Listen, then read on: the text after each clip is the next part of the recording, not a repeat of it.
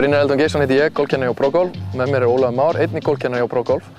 Við ætlum aðeins að fara yfir jafnvægi með ykkur og það gríðarlega mikilvægur þáttur í að geta sveiflað og slegið golfboltann vel.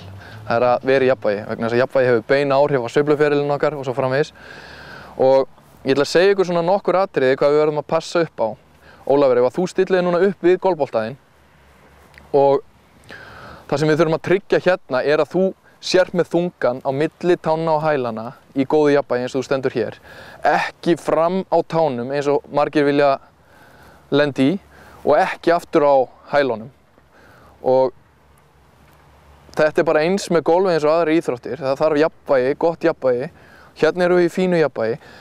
Síðan, ef þú bakkar aðeins frá boltanum, Ólafur, bara lengra og tekur eina æfingasveiflu fyrir mig, rosalega mikilvægt að þú náir að enda sveifluna þína í jafnvægi hér. Þangað til að boltinn lendir, ef við náum þessu, þá er jafnvægið í sveiflunni búið að vera gott. Ég hugsa að mörg ykkar, þegar þið farið að spá í þessa hluti, þá ekki margir sem að standa eftir höggið í jafnvægi. Flestir að taka ykkur aukaskref og þetta merkjum slæmt jafnvægi og þá leið slæma sveiflu. Við skulum sjá, Ólafur, ef þú slærið bolta, passar að setja þig jafnvægi í upphafi og endar í jafnvægi, horfir á boltan lenda.